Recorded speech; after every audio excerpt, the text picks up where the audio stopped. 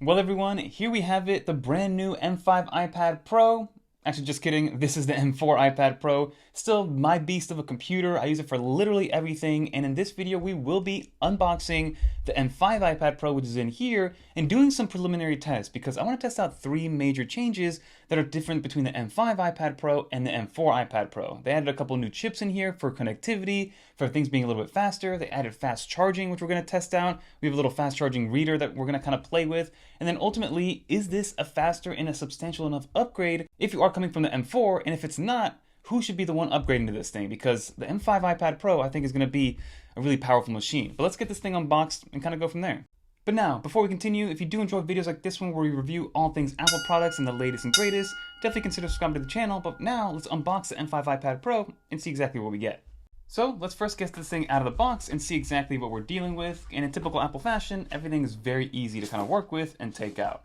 Now I did go with the same black space gray colorway that I've gone in years past. I thought about getting the silver one, but I figured let me just stick to what I know at this point.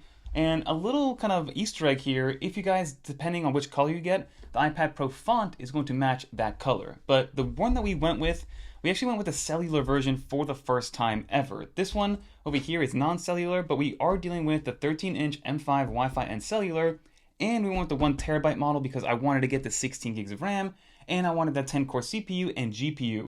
And that's another thing that's new about this new version of the iPad Pro. First and foremost, the baseline versions and the 512 gig version does come with 12 gigs of RAM instead of the 8 gigs of RAM that the M4 does. And then you also have the ability to see exactly what you're getting from a tech perspective. You still can't really choose what you want, so if you wanted like a 512 iPad Pro with 16 gigs of RAM, unfortunately you can't kind of customize it that way.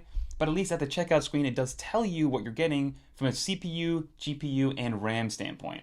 But even though we've done this unboxing a million times, it's still really, really nice. I mean, this iPad Pro is the thinnest thing on the planet. It's such a modern marvel, a beautiful feat of engineering, how they're able to fit so much computer and so much into such a lightweight and thin package. I mean, look at this thing.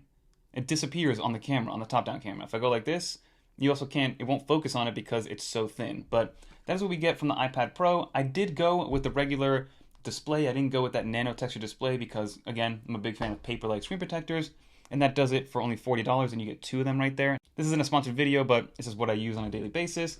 And then you do get, a nice color-matching cable. Correct me if I'm wrong, I don't know if that's something that they do every single year, but a nice little touch here, maybe they did it last year.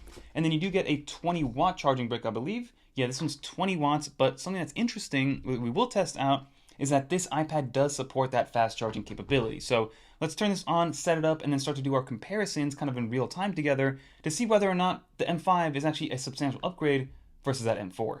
So first, let's talk about the differences physically because these are pretty much identical, same camera bump, same layout. Let me know if you guys see maybe a little bit of a different hue on the space grays here. But the only way to really know if you have the new M5 iPad Pro or the M4 iPad Pro is that Apple removed the little iPad Pro moniker and all the little text down here, which is the serial number and things like that. So this is the M5 iPad Pro, it's completely blank. And outside of that, they are identical pieces of hardware. They both have the tandem OLED, they both have that same 5.1 millimeter thickness, they're both the same weight pretty much, so there isn't anything different physically, and all the hardware and kind of high quality specs that you'd expect to get out of an iPad Pro are still going to be there. You know, ProMotion is there, 120 Hz display, like I said, the tandem OLED, so they're beautiful pieces of hardware. But now, let's test out a couple of the things that I wanted to test out first, which is going to be that brand new N1 chip. Ideally, that should be giving us Wi-Fi 7 speeds, so it should be faster from a Wi-Fi capability standpoint than the M4. So let's get out a speed test and see kind of what that looks like. Okay, so here we have both of them. I'm just going to press go on both of them. They are connected to the same exact Wi-Fi, which is literally right behind me, so it's as close as you can be without being physically connected. We'll press go on both of these and see what it deals with, right? So even if you don't have a Wi-Fi 7 enabled router, you should still be getting faster Wi-Fi speeds because it's a little bit more optimized.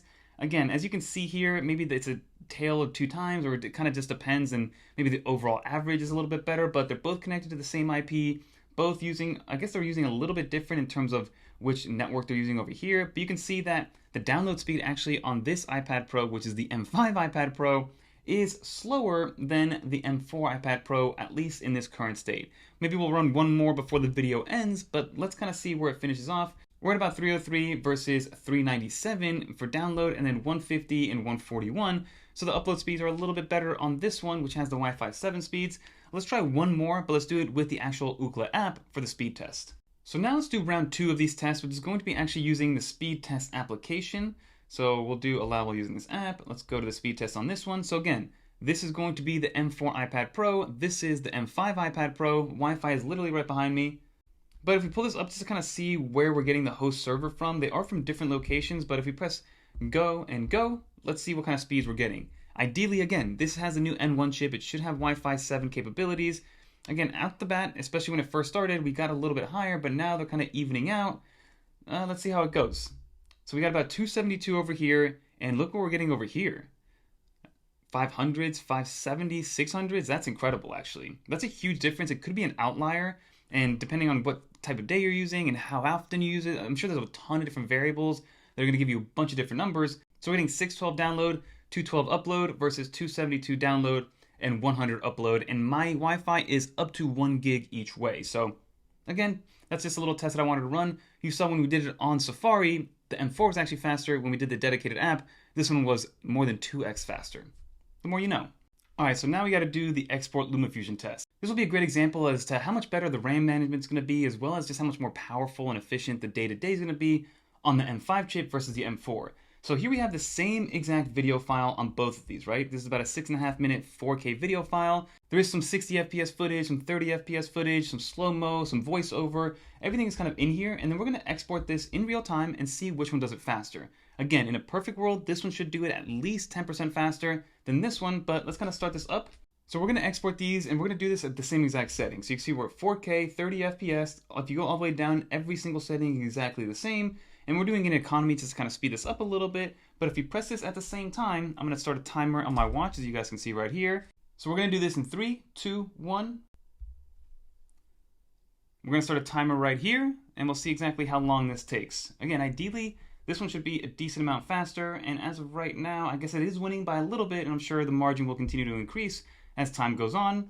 My guess is that this will take about, a minute and a half over here, maybe 2 minutes over here. But let's see exactly what we're getting ourselves into, and I'll come back with a final kind of prognosis when it's done.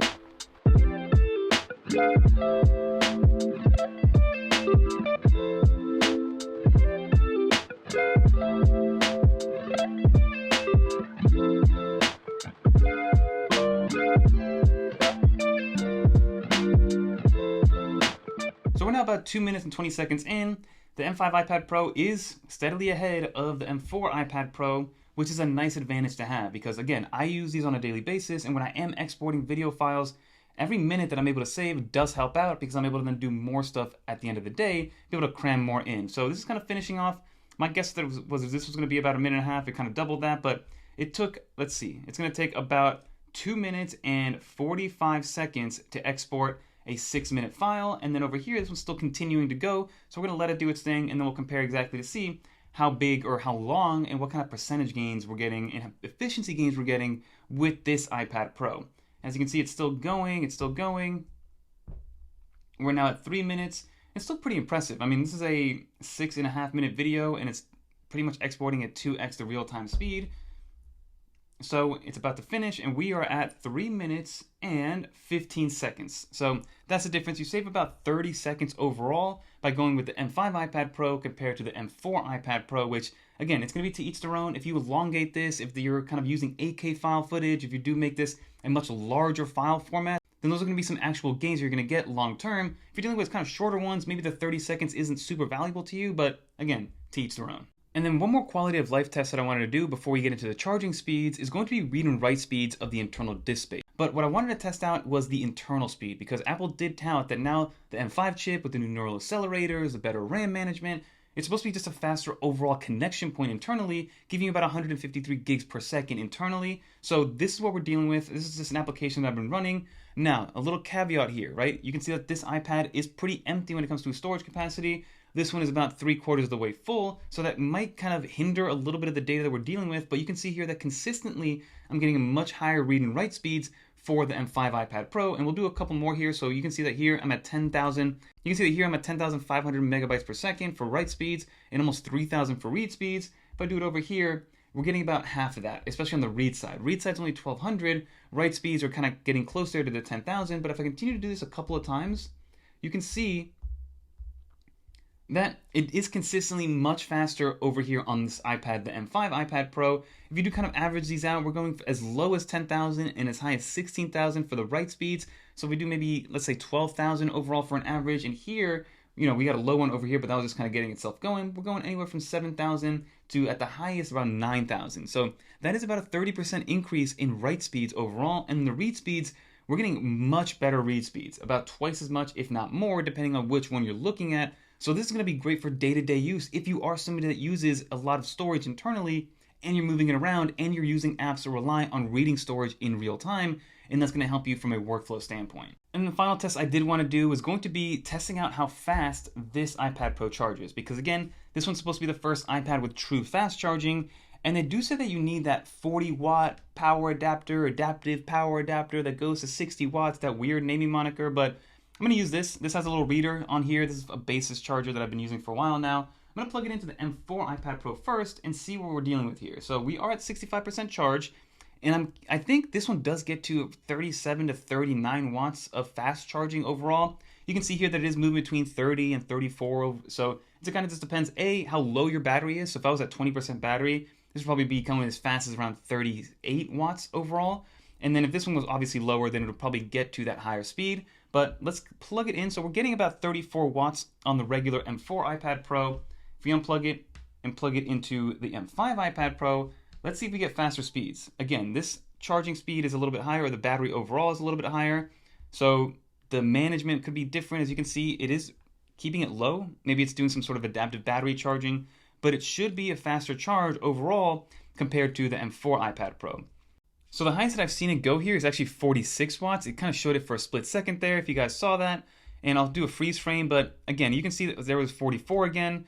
It's kind of going all over the place when it comes to this iPad because, again, this is the first time I'm plugging it in. It's also at 76% battery already, so it's going to be a little bit slower when it comes to getting that upper echelon. Again, you guys know if you get to 80% battery, it's going to charge it much slower moving forward. But those are the big differences that I wanted to test, right? We wanted to test out the charging speed. We wanted to test out the disk speed. We wanted to test out how fast I can export a video. And of course, we wanted to test out the new N1 chip to see how much faster those Wi-Fi speeds were. And overall, it is a nice substantial upgrade, the M5 over the M4 iPad Pro. Now, do you need to upgrade if you're going from the M4 to the M5? Absolutely not. You really do not need it, unless you are really kind of counting hairs and making sure that you are getting the best possible speeds out there.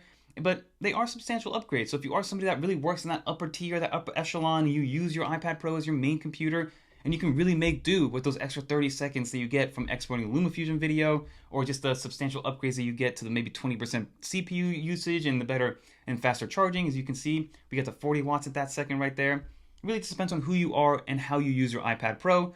I think I'm going to stick with the M5 this time around because it is fast enough to warrant the upgrade from the M4 to the M5. But let me know what you think, everybody. That was just a quick unboxing. Stay tuned for more videos kind of comparing these two. I'm going to put them head to head with a lot more moving forward.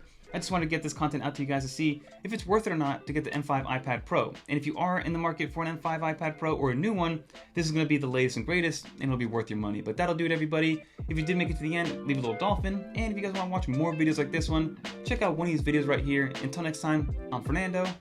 Peace, everyone.